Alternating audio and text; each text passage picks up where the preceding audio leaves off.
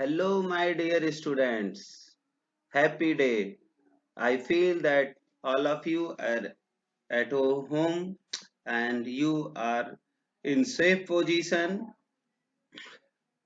Today we will study some basic concepts of atomic structures and it will be valuable for boards, JEE, NEET as well as other competitive exams. So see here. Uh, the speed of light in vacuum is 3.0 into 10 to the power 8 meter per second and its symbol representation is C. Proton and electron charge, its unit is 1.60 into 10 to the power minus 19 coulomb. Permittivity of vacuum, epsilon naught representation sign is 8.85 into 10 to the power minus 12 coulomb square per Newton meter square. Avogadro's constant representation sign is Na 6.02 into 10 to the power 23 per mole. Electron rest mass is 9.1 into 10 to the power minus 31 kilogram. Proton mass 1.67 into 10 to the power minus 27 kilogram. Neutron rest mass almost equal to the proton rest mass, and Planck's constant 6.6 into 10 to the power minus 34 joule per second. Bohr magneton 9.27 into 10 to the power minus 24 joule per T. A gas constant 8.31 joule per mole Kelvin.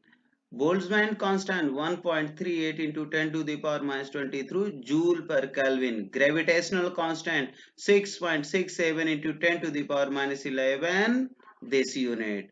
Okay, now see here 1 erg equal to 10 to the power minus 7 joule. 1 calorie equal to 4.18 joule. 1 electron volt equal to 1.6 into 10 to the power minus 19 joule, or it is equal to 1.6 into 10 to the power minus 12 erg, or 23 kilocalorie per mole. And this is most important thing we must remember.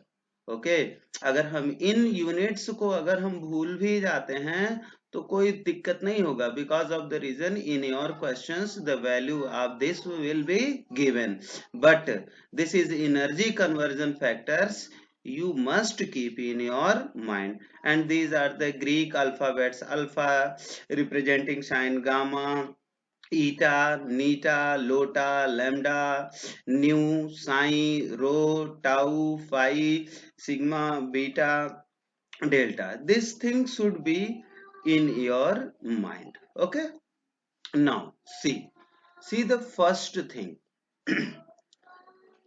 This thing should be in our mind, that one important thing firstly here, eta पर नाचे, eta पर नाचे. It means to say that E stands for electron, Ta represents for Thomson, P represents proton, and R represents for Rutherford.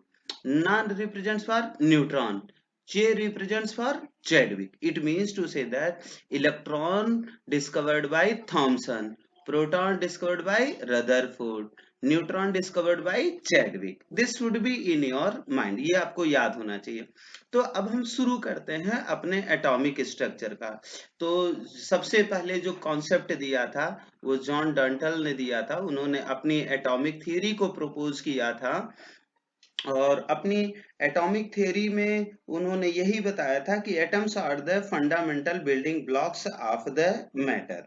और उन्होंने अपनी theory में सारी चीजें बताया था, और उन्होंने ये बताया था कि atom as the ultimate particle of the matter.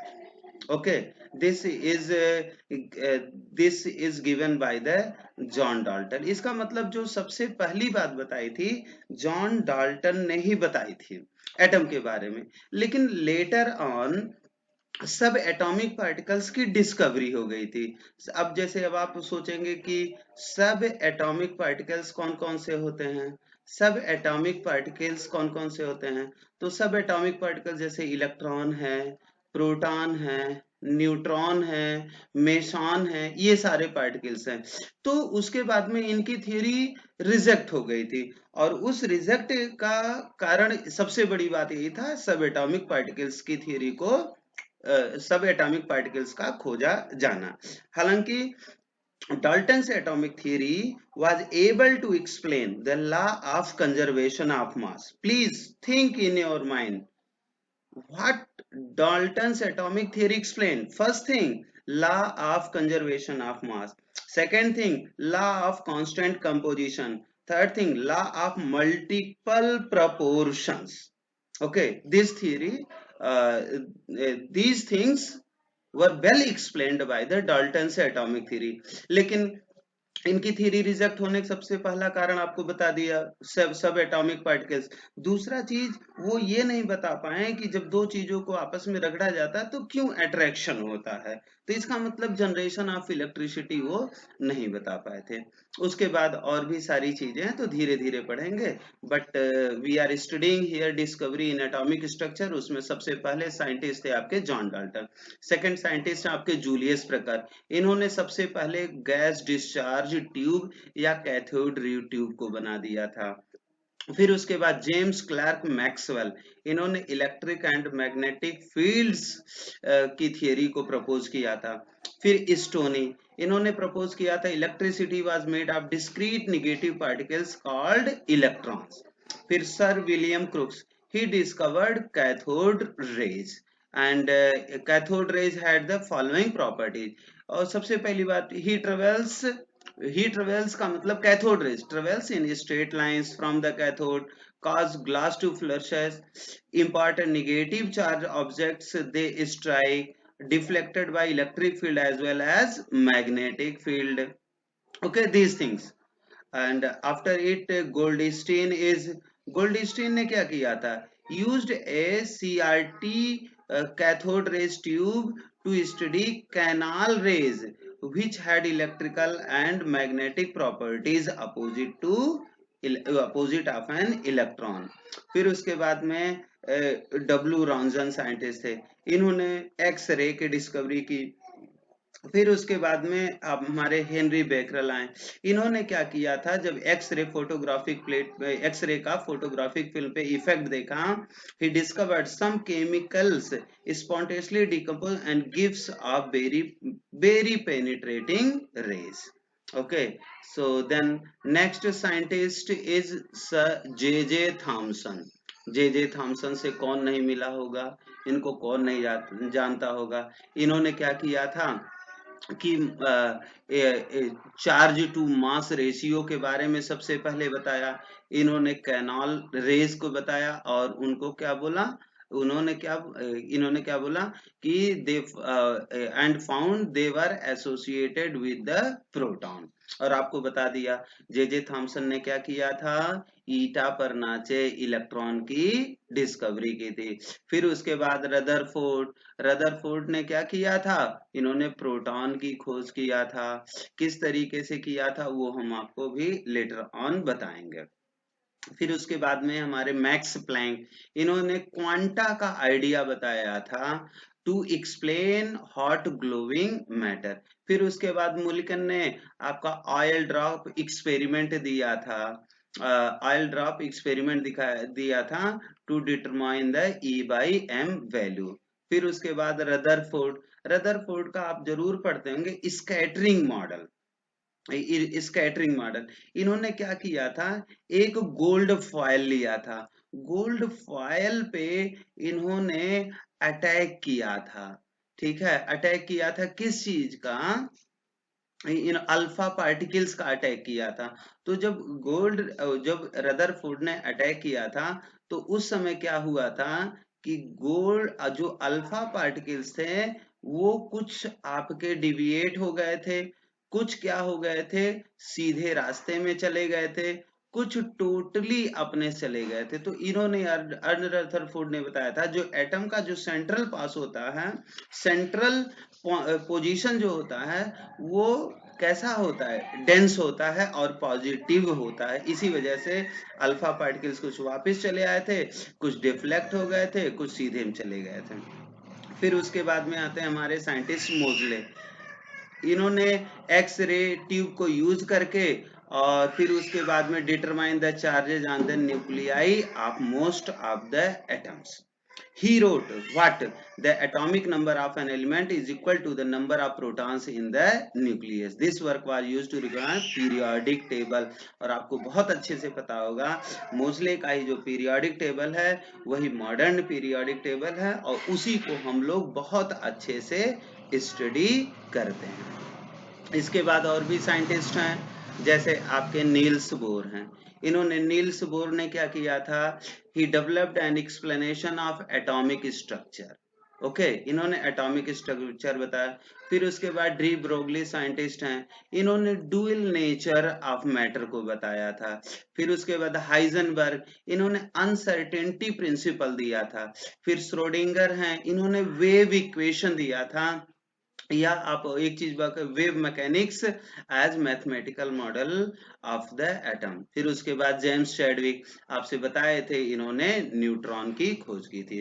अभी यहाँ पे आप देख सकते हैं there are 3 fundamental particles of an atom, electron, proton and neutron. Electron का रिप्रेजेंटेशन साइन किसने डिस्कवर किया, थॉमसन ने। फिर उसके बाद में यहाँ पे गोल्डस्टीन लिखा है, ठीक है, बट हम इसको मेक कर देंगे Rutherford.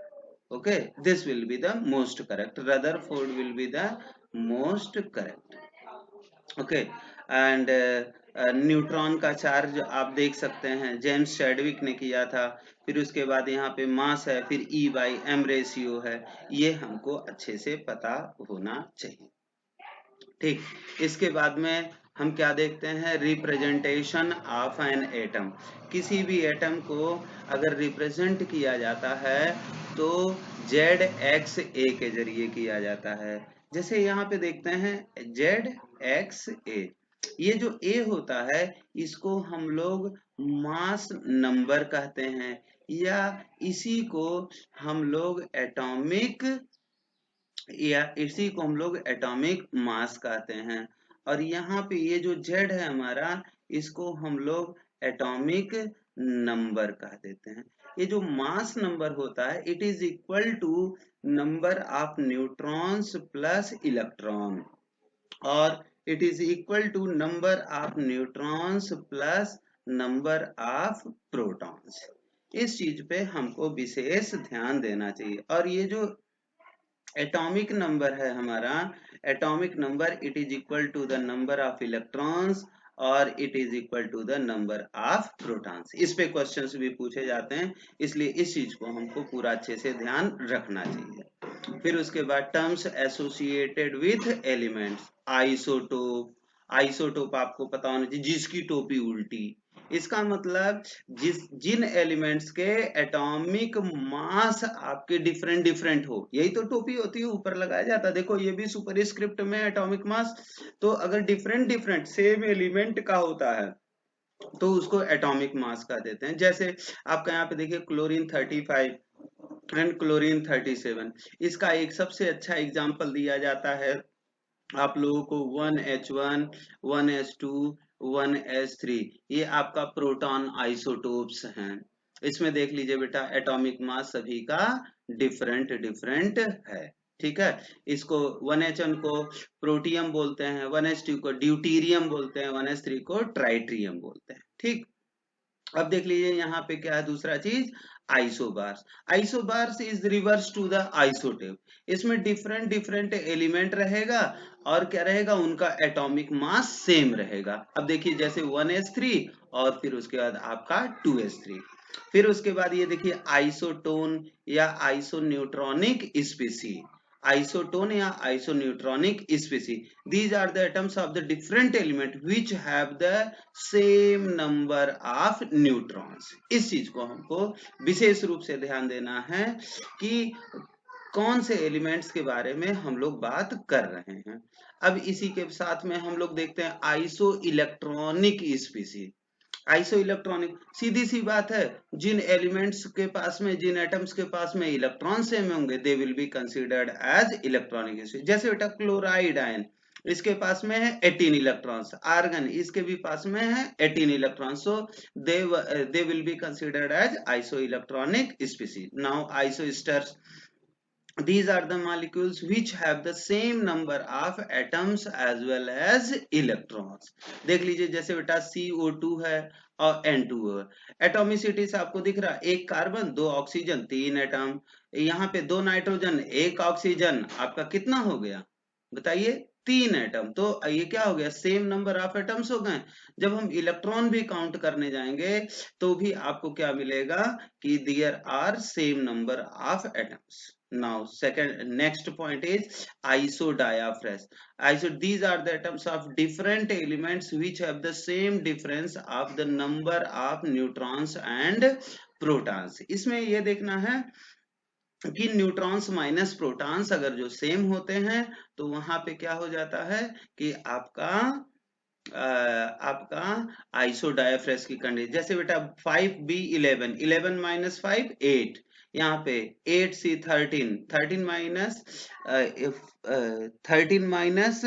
6,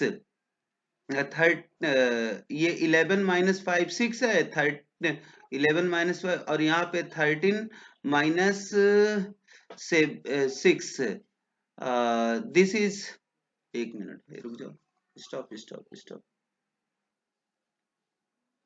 So what is here going on?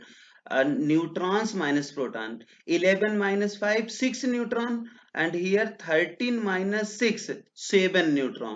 So neutron minus proton, 6 minus 5 1, और यहाँ 7 minus 6 1। So this will be considered as isodiaphragm। After it, Rutherford's alpha scattering experiment। अभी मैं इससे पहले थोड़ा सा आपको बता चुका हूँ कि इन्होंने क्या किया था, गोल्ड फॉयल लिया, फिर उसके बाद गोल्ड फॉयल में क्या किया था, हीलियम न्यूक्लियस डब्ल्यू आयोनाइज्ड, उसको हम लोग अल्फा पार्टिकल भी कह देते हैं, और फिर उसके बाद में इस पे इन्होंने क्या किया, बम्बार्डमेंट किया था। अब जब बम्बार्डमेंट किया था तो इन्होंने सीधा ही पाया कुछ पार्टिकल्स जो थे अल्फा पार्टिकल्स 180 डिग्री पे बैक आ गए, कुछ अपने से डिविएट हो गए और कुछ सीधे रास्ते में चले गए। इससे इन्होंने बताया था कि सेंट्रल पार्ट जो होता है उसको न्यूक्लियस कहते हैं और वो पॉजिटिवली चार्ज्ड होता है, ठीक है, और उसके बाहर का जो होता है वो आपका किसी और चीज से मतलब आयनाइज होता है। तो यहाँ पे देख लीजिए लिखा हुआ simply, since most of the alpha particles went straight through the metal foil undeflected, it means that there must be very large empty space within the atom. वही मैं आपसे कह रहा हूँ कि यहाँ पे एम्प्टी स्पेस है, यहाँ पे कुछ और चार्ज हो सकता है। दूसरी बात वही बताया कि concentrated very small, whenever alpha come closer to the point repulsion and deviate from their path, ये चीज आप देख सकते हैं इससे। तो the positive charge heavy mass which occupies one less mass in the called nucleus, it is supposed to be present at the center of the atom। उस चीज को मैंने बता दिया। A very few of the alpha particles suffered strong deflections, यही जो मैंने भी आपसे बताया कि ये 180 डिग्री पर डिफ्लेक्ट हो गए। फिर उसके बाद देखिए ये बहुत अच्छा किया इन्होंने, मतलब ये कॉन्सेप्ट बता दिया कि हाँ हमारा एटम ऐसा होता है, लेकिन ड्रॉबैक भी कुछ थे। ड्रॉबैक ये था, सबसे पहली बात इन्होंने एटम की स्टेबिलिटी नहीं बताई। इन्होंने ये बता दिया कि सेंट्रल पार्ट न्यूक्लियस है और उसके चारों तरफ इलेक्ट्रॉन रिवॉल्व करते रहते हैं, लेकिन इन्होंने इसका कॉन्सेप्ट सही नहीं बता दिया था। और आपको पता है कोई भी चीज अगर रिवॉल्व करती रहेगी तो अपनी एनर्जी को लूज करती रहेगी, और लूज करते करते करते करते एक समय ऐसा आएगा जो ये न्यूक्लियस में ही गिर जाएगा, और न्यूक्लियस में गिर जाएगा तो एटम क्या है वो खत्म हो जाएगा, जो कि ऐसा होता नहीं है। सबसे पहली बात यह है, तो इसी के बेसिस की वजह से ये आपका जो एटम रहता है वो डिस्ट्रॉय हो जाएगा। And this is the drawback of the Rutherford model. So my dear students, आज की क्लास में बस इतना ही। हम आपसे बस यही इतना कहना चाहेंगे कि हम और वीडियोस आपके लिए बनाते रहेंगे। हो सकता है कि कुछ गलतियां मेरे से हो जा रही हों, लेकिन ऐसा पॉसिबल नहीं होना चाहिए। फिर भी आप लोग देख सकते हैं और आई विल फील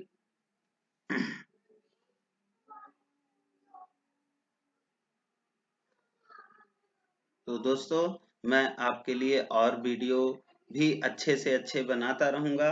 पूरी कोशिश करता रहूंगा कि अगर किसी तरीके की गलती हो तो आपका मुझे सुझाव मिले और मैं नए वीडियो बना सकूं।